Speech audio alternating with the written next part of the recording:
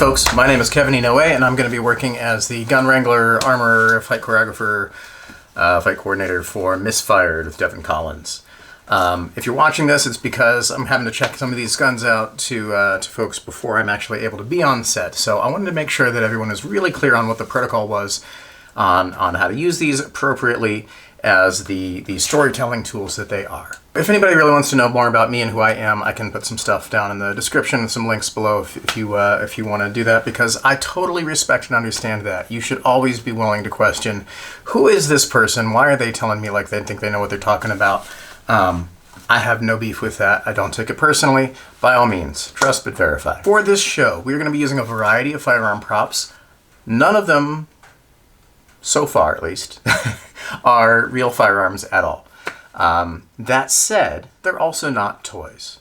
And so I want to make sure that you understand the basic rules for how we do on-set protocol involving firearms to make sure everybody's safe and efficient. And then we'll talk a little bit about how you can also look good while using them. But first things first. When you are assigned one of these, whether it's by me if I'm on set and acting as gun wrangler on that particular day, or whether you're checking them out from Inda or someone else on set, I'm not sure entirely who's going to be in charge on any particular day on the set for Misfired. But that person should assign you, check you out, a prop firearm, usually in a holster, right before you need it. Or they may give you the holster while you're getting your wardrobe and costume on. Hopefully you got a nice sturdy belt for most of these. That'll help. Or if it's a paddle holster, they might give it to you later, because these can just slide on into your belt after the fact. They should give it to you basically right before you need it.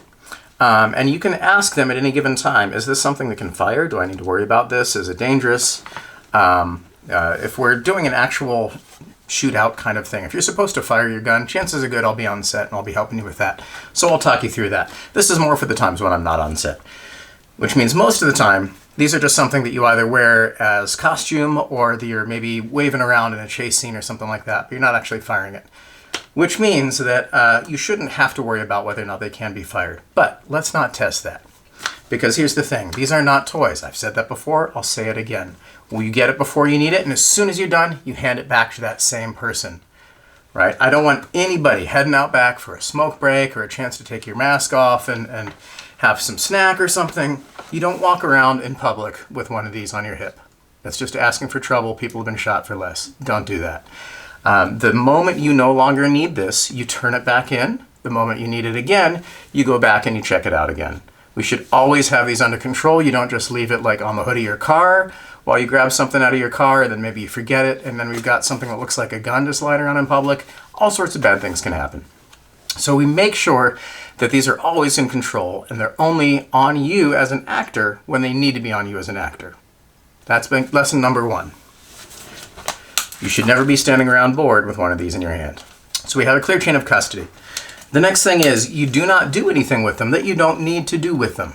That means if you're just futzing around for some reason, you have some extra time on your hands, you're not sitting there being like, oh, I wonder what this button does, or like, hey, I'm going to pretend go pew pew, right, and start pulling the trigger and see what happens out of curiosity. Bad idea, right? Chances are good nothing bad will happen. But why would you take that chance? And I really don't want anybody taking that chance on a set that I'm at all responsible for, because that makes all of us look bad. A number of the prop firearms that we're using for this show were designed to be Airsoft Bb Guns, meaning fire those little 6mm plastic BBs. Most of them I've decommissioned to some degree so that they can't feed BBs, but I still want them to be able to cycle, because we want this action, that little slide motion there. So there will be some of that when we are actually firing things on set. As long as nobody's done anything stupid, like try to fix them so that they can fire BBs again and load BBs in them because they think it would be funny, it's safe. So this is why we have to be really certain nobody's messing with stuff. This is part of why you turn it in as soon as you don't need it.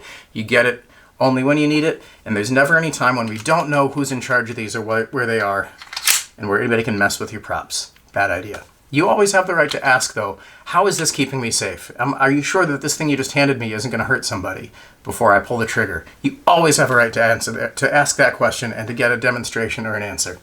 So with these gas blowbacks, it really is just compressed air, right? So I can feel a little bit of a puff in my hand, but that's it. And as long as nobody does anything stupid and messes with them and tries to like hand load a BB in there or something, we're good. But the second someone messes with something and I don't trust them anymore, we have to stop production, We have to check everything again and make sure everything's clean and get a little bore light out there and make sure, and that just slows everything down and it pisses everybody off. So don't mess with stuff. It's also important to know that these things can sometimes do stuff like that, so that if you are just goofing around and you don't know what you're doing, whoa, you might scare people, right? This could also potentially, I mean, the slide moves when you do that. And if you're holding it wrong at the wrong time or you're doing something stupid like that, yeah, you could hurt yourself. So don't do that. When you don't need to be able to fire, it should not be able to fire. But some of these, especially these CO2 ones, I can't take out the CO2 without losing all the CO2. So it's a little wasteful. So there may be times when, for one reason or another, in one shot where you're not actually firing it, you might have one that still has some air in it. So don't fire it if you don't need to. And if you don't know how to do something, just ask, right? I will help. Someone else will help. Worst case scenario, they have my cell phone. They'll call me. They'll say, hey, Kevin, how do we make this work? It's not doing what it's supposed to do, right? If I'm not there. Because they're all a little bit different in terms of what safeties they have, whether they're single action, double action, all that stuff. So when you are handed a prop, if you're supposed to do something with it, you can ask, but hopefully, whoever it is, if it's me, I'll tell you. Here's what you need to do, or here's the action, right? The safety is on. When we say action, you're gonna draw it, you're gonna flip the safety off, and then it'll be ready to fire because it's already cocked. Or we'll want you to draw it, chamber around like that, and then come back in. We'll tell you what to do. And if we don't tell you, don't do anything. As a default, when in doubt, keep your finger along the side. This is not just for safety, it's also so that you can look like you know what you're doing, because this is how people are trained. This is modern firearms training. Your finger stays along the side unless you need to fire, then it goes right to the trigger and then right back as soon as you're done. Here, bang, bang, back on the side. It really doesn't take much. So think about this as kind of pointing at whoever you wanted to potentially threaten, right? This is an instinctive point. And as long as it's lined up along the side of the frame here, it lets you instinctively point in the right direction. So that sometimes I don't even have to look down the sights to be able to point. If someone's up close, I know how to point at you, right? So just get used to putting your finger on the side. Don't put your finger on the trigger unless you have to, unless you're told to, right? That'll prevent a lot of accidents, and it'll also make you look like you know what you're doing. If you do have to hold it, try and get the web of your thumb here up as high as possible into this little curve in the back. Some of you will be using 1911s. There's even a grip safety here, so if your hand isn't pushing that in, it won't fire. But a lot of our characters are going to be using some version of a Glock, because police. And this is one of the most common police issue, and one of the most common civilian guns. So as high as you can in there. That makes it really easy to put your finger up here. Your middle finger should be touching the bottom of the trigger guard. The reason I say this is just one of my pet peeves is people who hold them like this, right? And you can see that there's this big space here. And if there's actually any recoil, that's going to give you really bad lack of control with that. So you want to be nice and high and tight here. And this is my default one-handed grip. If I'm going to add a second hand to that, which I will if I can, because you can aim a lot better that way, what I want to do is I want to take the pad of my thumb here, and we're going to cover the space on the grip that my first hand can't cover. So I wrap it in there, and then I wrap around, and I'm coming around the front. So I'm coming on top of my other hand. I don't want to see this. This is what we call a cup and saucer grip, right? Like we're sipping tea or something. This is not useful. The second hand does nothing to mitigate recoil. Maybe for target shooting, but not for combat. So I don't want to see this. I want to see this. The second hand wraps around. And again, it's right up on the bottom of the trigger guard here. Notice that my trigger finger is still off the trigger. My support hand is right there. Standard police would be what we call an isosceles stance. So I'm making an isosceles triangle. Both arms out straight. My chest is square to the target. So that if I have like a level 2 police vest, I'm not exposing those holes in the side of the vest. I'm presenting my vest square. It also makes it a lot easier to walk because I don't have to do any kind of funky sidestepping thing like I would with a weaver. With an isosceles stance, I can just walk. So I'm low, I'm forward, and I'm pushing this out from my center.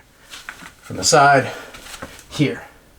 I don't want to see anybody doing this. Sometimes you pick something up, and as you reach out front, you end up counterbalancing and actually kind of like leaning backwards. You see this with people taking pictures with their cameras all the time, where they're kind of leaning back like this. It just doesn't make sense, right? We want a nice aggressive forward stance because this is the story we're trying to tell, right? I'm all about going in that way. So when you draw, let's see, let me get a pad holster in here. So some holsters will have various types of retention. You might have a snap, you might have a buckle. The police duty holsters sometimes are what we call like a level 2 or level 3, where there's 2 or 3 different things you have to do to be able to draw, or else it'll stick. So if you get one of those, we'll work with you on it if you have to draw it. If you don't have to draw it, don't. Leave it in the damn holster. Things will be better that way, okay?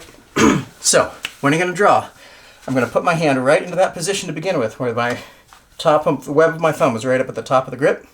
As I draw, I'm already in that safe grip. And I'm not pointing it at myself anywhere in this process, right? So I don't want to see you go like this, where you're pointing at yourself. Bad idea. You're going to look like you don't know what you're doing. Draw, keeping it to the side, come along to the center line, and push out. Come back in here. If you need to wait, if there's ever any time when you're kind of like looking around or talking, just bring it down here close to the center and aimed a little bit more low to the ground.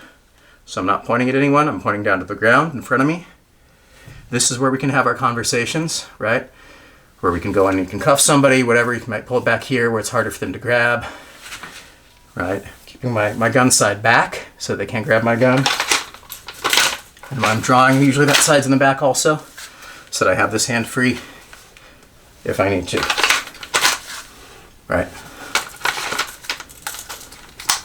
And I'll put some video links down below. There's a whole playlist I've got of gun handling tips for beginners based on modern tactical firearm stuff. So we'll have some of that as well. For the most part, you shouldn't have to, I mean, Glocks don't even have hammers, but for the most part, you shouldn't have to rack a slide or cock a hammer or anything like that, unless the director wants you to, in which case we'll work with you on that. But for the most part, these are characters who would carry it already with a round in the chamber. There might be a safety on that you got to flick off, but that's pretty quick and easy. Doesn't even really show up on film, so we don't necessarily need to see you do that unless we want that detailed close-up shot of no, really, I mean it. So we'll talk about those things should they come up specifically for you. But for now, my main takeaways I want for you.